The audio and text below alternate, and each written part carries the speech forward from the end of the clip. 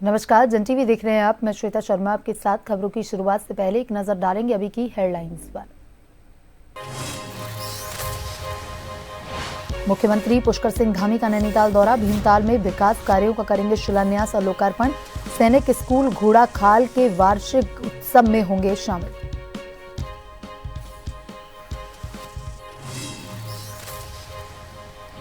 Uttarakhand high court का बड़ा फैसला। वन विभाग के 2000 आउटसोर्स कर्मचारियों की सेवाएं बहाल। न्यायालय ने विभागीय फैसले पर लगाई थी अंतरिम रोक।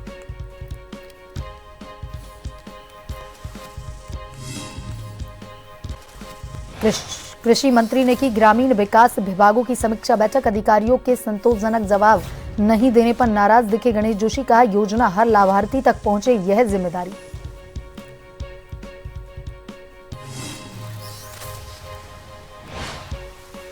विकास नगर में हॉट मिक्स प्लांट और बरोटीवाला में खनन कंपनियों के बैरियर को हटाने की मांग। विधायक मुन्ना सिंह चौहान के आश्वासन के बाद माने ग्रामीण। क्रमिक अनशन किया समाप्त।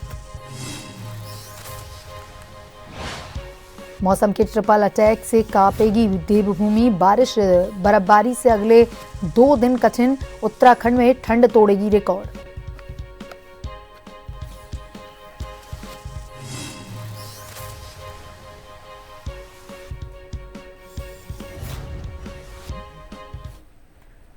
और अब खबरें विस्तार से।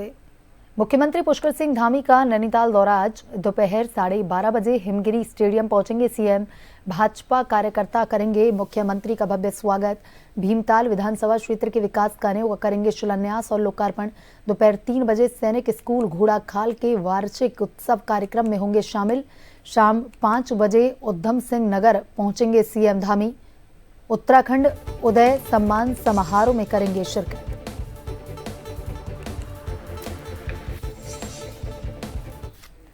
और इसी खबर पर ज्यादा जानकारी के साथ bureau chief SN Pant phone line पर जुड़ चुके हैं। एसएन पंत, अगर बात करें आज उत्तराखंड सीएम के कार्यक्रमों को लेकर के, तो क्या कुछ कार्यक्रम आज सीएम के रहने वाले हैं?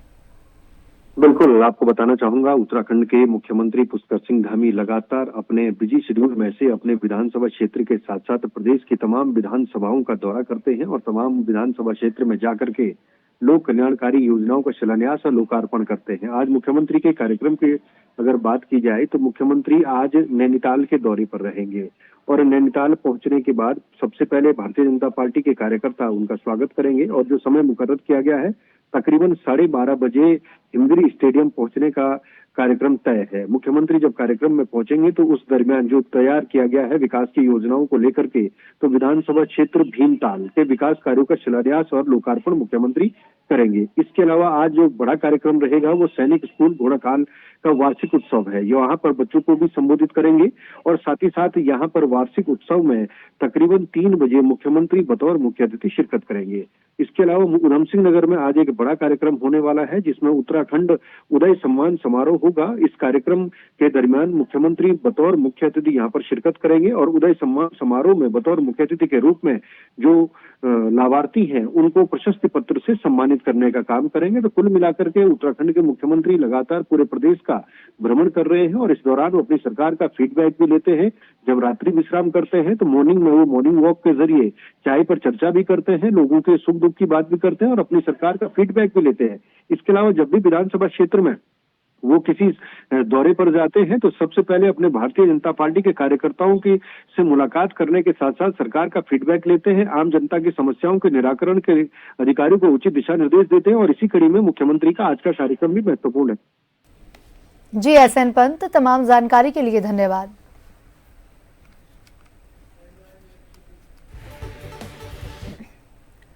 मुख्यमंत्री पुष्कर सिंह धामी ने उत्तराखंड के प्रथम मुख्यमंत्री नित्यानंद स्वामी की पुण्यतिथि पर उनके चित्र पर श्रद्धा सुमन अर्पित कर उनका भावपूर्ण स्मरण किया। मुख्यमंत्री ने कहा कि नित्यानंद स्वामी जी का संपूर्ण जीवन जनसेवा को समर्पित रहा। उनके नेतृत्व में नवगठित राज्य के प्रशासनिक ढांचे को मजबूत आधार मिला। उत्तराखंड के उज्जवल भविष्य की मजबूत नींव रखने में उनका योगदान अविस्मरणीय है।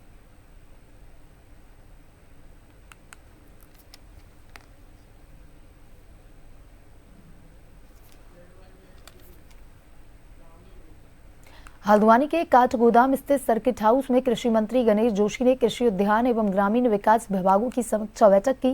बैठक के दौरान कई अधिकारी मंत्री के सवालों का संतोषजनक जवाब नहीं दे पाए, जिसके बाद मंत्री नाराज दिखे। मंत्री ने उद्यान विभाग के अफसरों से सरकारी योजनाओं की जानकारी पूछी, लेकिन अधिकारी उत्तर देने में असमर्थ रहे। इस पर कृषि मंत्री ने नाराजगी जताते हुए कहा कि अगली बार सभी अधिकारी पूरी तैयारी के साथ बैठक में उपस्थित हों। कृषि और ग्रामीण विकास विभाग की समीक्षा के दौरान भी मंत्री कई बिंदुओं पर असंतुष्ट दिखे। मंत्री गणेश जोशी ने कहा कि केंद्र और राज्य सरकार की योजनाएं हर लाभार्थी तक पहुंचे, इसके लिए सरकार दिन रात काम कर रही है, लेकिन अधिकारियों को यह समझना होगा कि योजनाओं की जानकारी समय पर लाभार्थियों और जनप्रतिनिधियों तक पहुंचाना उनकी जिम्मेदारी है।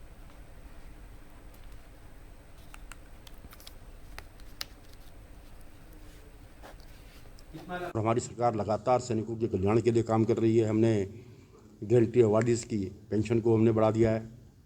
परमवीर चक्र को सबसे ज़्यादा सम्मान राशि हमारे प्रदेश में दी जाएगी, 1.5 करोड़ रुपये, और जगह 1 करोड़ रुपये है। हमने बारहवीं की पेंशन को हमने बढ़ा दिया है। हमने ये सुनिश्चित किया है कि जो जवान शहीद होगा, चाहे सेना का हो चाहे पैरामिलिट्री फोर्स का हो, उसके परिवार के व्यक्ति को हम नौकरी देंगे। 28 लोगों को नौकरी हम दे चुके हैं। हमने शहीद होने पर जो सम्मान राशि 10 लाख थी, उसको बढ़ाकर 50 लाख कर दिया है। तो समाज के सब वर्ग की चिंता हमारी सरकार कर रही है और इसे बैठक के सार्थक परिणाम नजर आएंगे। और अगली बार मैंने अधिकारियों से कहा कि आप पूरी तैयारी के साथ आए। उत्तराखंड उच्च न्यायालय ने वन विभाग में लगभग 2000 आउटसोर्स कर्मचारियों की सेवाएं समाप्त करने संबंधी विभागीय निर्णय को रद्द करते हुए कर्मचारियों के पक्ष में महत्वपूर्ण फैसला सुनाया। वरिष्ठ न्यायाधीश मनोज कुमार तिवारी की एकल पीठ ने निर्देश दिया कि वन विभाग इन कर्मचारियों से सशर्त नियमित कार्य लेता रहे। याचिका दिनेश चौहान सहित लगभग 300 कर्मचारियों ने दायर की थी। उनका कहना था कि जिस बजटीय मद से उन्हें वेतन दिया जाता था, उसमें बदलाव के बाद विभाग ने उनकी सेवाएं समाप्त कर दी और नियमित कार्य लेना भी बंद कर दिया। राज्य सरकार ने दलील दी थी कि इन आउटसोर्स कर्मचारियों के वेतन के लिए कोई वित्तीय प्रावधान उपलब्ध नहीं है, इसलिए सेवाएं जारी रखना संभव नहीं है। फरवरी 2023 में न्यायालय ने विभागीय फैसले पर अंतरिम रोक लगाई थी। सभी पक्षों को सुनने के बाद हाईकोर्ट ने अब अंतिम निर्णय देते हुए कर्मचारियों की सेवाएं बनाए रखने के आदेश जारी कर दिए। इस फैसले से वन विभाग के करीब 2000 आउटसोर्स कर्मचारियों को राहत मिलेगी।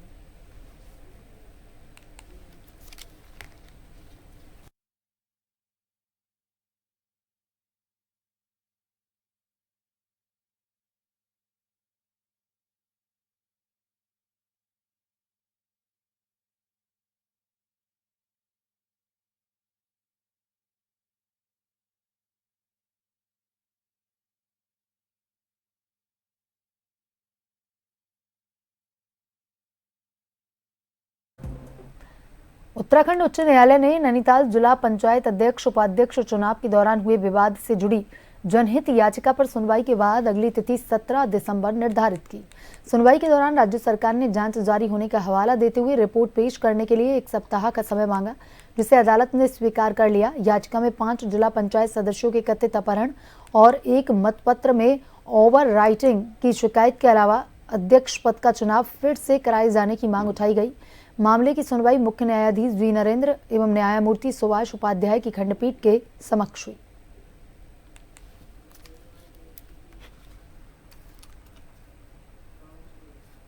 लोहाघाट के मनगोली क्षेत्र में गुलदार की सक्रियता के बीच डीएम चंपावत मनीष कुमार ने ग्रामीणों की सुरक्षा को सर्वोच्च प्राथमिकता देते हुए वन विभाग को पिंजरे लगाने, ट्रैप कैमरों से निगरानी बढ़ाने और दिन रात गश्त सुनिश्चित करने के निर्देश दिए थे। और इसी बीच जिलाधिकारी गुरुवार देर रात स्वयं गुलदार प्रभावित मनगोली पहुंचे और अंधेरे व ठंड व गुलदार के खतरे के बावजूद मौके पर जाकर सुरक्षा व्यवस्थाओं का जायजा लिया। उन्होंने न केवल वन विभाग द्वारा लगाए गए पिंजरे और कैमरा ट्रैप की स्थिति देखी, बल्कि टीमों के साथ रात्रि गश्त में भी शामिल होकर क्षेत्र का निरीक्षण किया और गुलदार की हालिया गतिविधियों के बारे में विस्तृत जानकारी ली। जिलाधिकारी ने मौके पर मौजूद अधिकारियों को निर्देश दिए कि मजबूत पिंजरे लगाए जाएं, रात में गश्त की तीव्रता और दायरा बढ़ाया जाए, कैमरा ट्रैप की संख्या बढ़ाकर गुलदार की वास्तविक समय पर निगरानी की जाए और टीमें लगातार गांव तथा आसपास के इलाकों में तैनात रहें।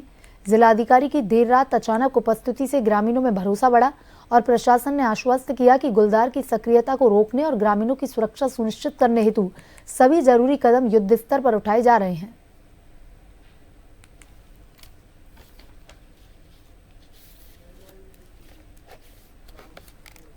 विकासनगर क्षेत्र में शीतला नदी किनारे लगे हॉट मिक्स प्लांट और बरोटीवाला में खनन कंपनी के बैरियर को हटाने की मांग पर कई दिनों से धरने पर बैठे ग्रामीणों को आखिर राहत मिल गई है। विधायक मुन्ना सिंह चौहान के आश्वासन के बाद ग्रामीणों ने अपना क्रमिक अनशन समाप्त किया। गुरुवार को धरना स्थल पर पहुंचे क्षेत्रीय विधायक मुन्ना सिंह चौहान ने ग्रामीणों से विस्तृत बातचीत की और उन्हें आश्वस्त किया कि उनकी दोनों मांगों पर शासन प्रशासन गंभीरता से काम कर रहा है। विधायक के आश्वासन पर जिला पंचायत सदस्य सुमित नेगी के नेतृत्व में ग्रामीणों ने अपना क्रमिक अनशन समाप्त कर दिया और विधायक का आभार जताया। ग्रामीणों ने उम्मीद जताई कि जल्दी हॉट मिक्स प्लांट हटाकर उन्हें स्थायी राहत मिलेगी।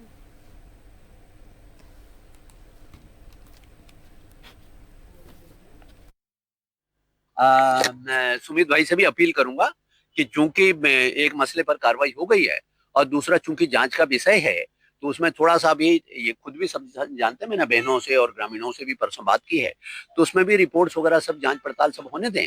तो मेरे ख्याल से अभी इस धरने को हो सके तो स्थगित कर दें, इसको भी समाप्त कर दें और फिर से एक बार सुमित भाई को और इनके सभी साथियों को धन्यवाद देता हूं कि उन्होंने जन सरोकार के इस मुद्दे को उठा करके और हमें उसमें कार्रवाई करने के लिए मार्ग प्रशस्त किया। दो समस्याओं को लेकर धरने में बैठे हुए थे। एक हॉट मिक्स प्लांट जो जहरीला धुआं हमारे क्षेत्र के लोगों को, वहां जामन खाते के लोगों को स्वास्थ्य की समस्या हो रही थी, उससे संबंधित था। दूसरा चौराहे वाला नाके वाला था जो वहां पे दुर्घटना का क्षेत्र बना हुआ था। विधायक जी अभी आए थे, उन्होंने एक नाके वाली समस्याओं को हटा दिया है। वो भी मांग हमारी 1-2 महीने से चली आ रही थी। अब रही दूसरी मांग पे उन्होंने बोला है कल एक टीम वहां जांच के लिए आई थी, आज या कल में वो अपनी रिपोर्ट देगी। रिपोर्ट की चाहे वो रिपोर्ट जोन सी भी रहे, चाहे वो रिपोर्ट उसके फेवर में भी जाए जो मालिक है हॉट मिक्स प्लांट की, लेकिन हमारा ये अपना वो है कि हम उस हॉट मिक्स प्लांट को जामन खाता क्षेत्र से हटाएंगे, ये हमारा वादा है। और हम अगर ये हमारी बात नहीं मानेंगे, ये दरी दोबारा पीछेगी, कोई दिक्कत वाली बात नहीं है। लेकिन विधायक जी ने एक बात बोली है कि अगर उसके खिलाफ, उसके पक्ष में भी जाएगा तो उसको ये बोला जाएगा कि तू उस क्षेत्र से हटा के ऐसी जगह लगा जहां पे किसी भी समाज के, किसी भी गांव के व्यक्ति को उस जहरीले धुआं से परेशानी ना हो। तरफ पिछले कई महीनों से जोशीमठ ब्लॉक के दर्जनों गांव जंगली भालू के आतंक से दहशत में है। दूरस्थ इलाकों में खास तौर पर छोटे बच्चों पर खतरा बढ़ गया है, जो रोजाना गांव से बाहर विद्यालय तक आते जाते हैं। ग्रामीणों के अनुसार जंगली भालू अब तक कई पालतू जानवरों को मौत के घाट उतार चुके हैं, जबकि कई को घायल भी कर दिया गया है। लगातार बढ़ते हमलों से लोग रात भर गाँव में पहरा देने को मजबूर है ताकि किसी इंसान या मवेशी को नुकसान न पहुंचे। स्थानीय ग्रामीणों का कहना है कि आज भी कई क्षेत्रों में जंगली भालू खुलेआम घूम रहे हैं, जिससे गांव में दहशत का माहौल और गहरा गया है। वन विभाग से सुरक्षा व्यवस्था बढ़ाने की मांग लगातार उठ रही है।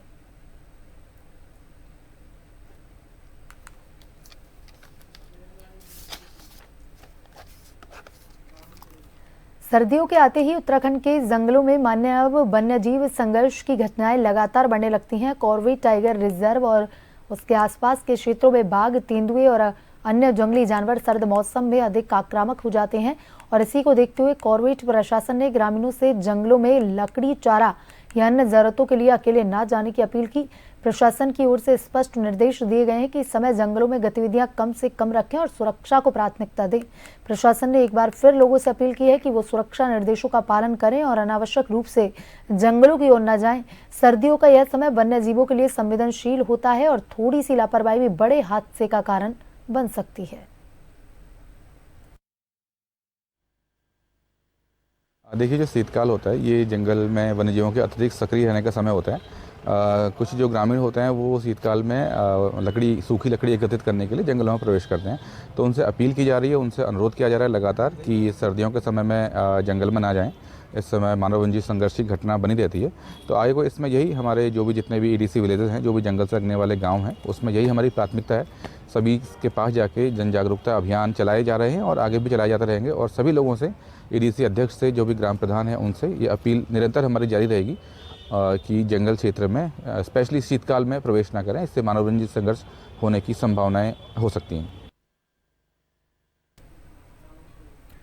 देहरादून के लोक भवन में राज्यपाल लेफ्टिनेंट जनरल गुरमीत सिंह से इंडियन मिलिट्री अकादमी के पास आउट हो रहे 18 ऑफिसर कैडेट्स ने शिष्टाचार भेंट की। राज्यपाल ने सभी कैडेट्स को पासिंग आउट पर बधाई देते हुए उनके उज्ज्वल सैन्य भविष्य की कामना की।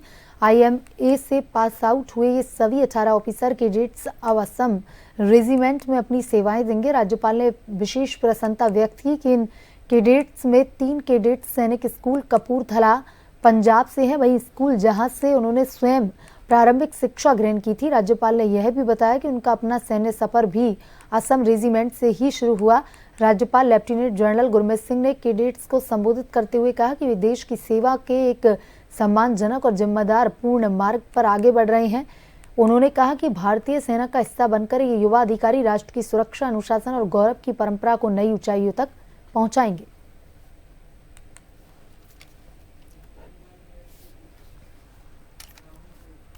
उत्तराखंड में मौसम फिर करवट ले चुका है। पहाड़ से लेकर मैदान तक कड़ाके की ठंड ने लोगों को बेहाल कर दिया। मौसम विभाग के अनुसार आज सुबह मैदानी क्षेत्रों में न्यूनतम तापमान 3 से 6 डिग्री के बीच रहने का अनुमान है, जबकि हरिद्वार, देहरादून, ऋषिकेश और काशीपुर में घना कोहरा छाने से दृश्यता 50 से 200 मीटर तक रह सकती है। उधर पहाड़ी जिला चमोली, उत्तरकाशी, बागेश्वर और पिथौरागढ़ में तापमान -2 डिग्री सेल्सियस से 2 डिग्री सेल्सियस के बीच पहुंचने का अनुमान है। कई स्थानों पर पानी जमने और पाला गिरने की संभावना जताई गई है। दोपहर में भी राहत मिलने की उम्मीद कम है। धूप कमजोर रहेगी। मैदानी इलाकों में अधिकतम तापमान 14 डिग्री सेल्सियस से 17 डिग्री सेल्सियस, जबकि पहाड़ी क्षेत्रों में 6 डिग्री सेल्सियस से 10 डिग्री सेल्सियस तक रह सकता है। कुछ ऊंचाई वाले इलाकों में हल्की बारिश या हिमपात भी संभव है।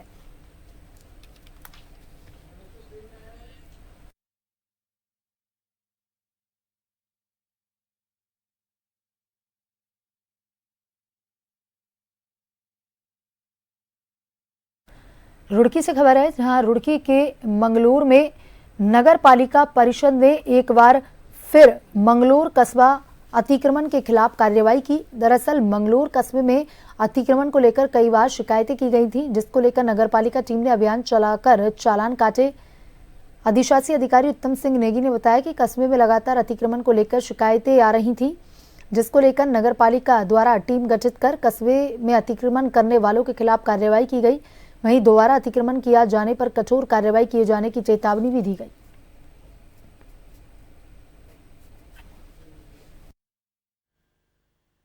दुकानदारों द्वारा जो दुकान के आगे सामान रखा जा रहा था, उसके कारण लगातार निरंतर जाम की स्थिति मुख्य बाजार में उत्पन्न हो रही थी। इस संबंध में माननीय विधायक जी द्वारा भी बैठक आहूत की गई थी। उस संबंध में लिए गए निर्णयों के अनुपालन के लिए नगर पालिका द्वारा निरंतर अतिक्रमण हटवाने की कार्रवाई की जा रही है, परंतु ये संज्ञान में आ रहा है कि हमारे द्वारा हटवाए जाने के उपरांत तुरंत दुकानदारों द्वारा फिर उसी स्थिति में सामान रखा जा रहा है। इसके लिए हमारे द्वारा यह नीति बनाई गई है कि हमारे द्वारा औचक निरीक्षण कर इसकी गूगल पिक फोटो खींची जाएगी और संबंधित दुकानदार जिसका द्वारा सामान रखकर अतिक्रमण किया गया उसके विरुद्ध चालान की अथवा अन्य वैधानिक कार्रवाई अमल में की जाएगी। बुलेटिन में अभी तक के लिए इतना ही। बने रहिए जन टीवी के साथ। नमस्कार।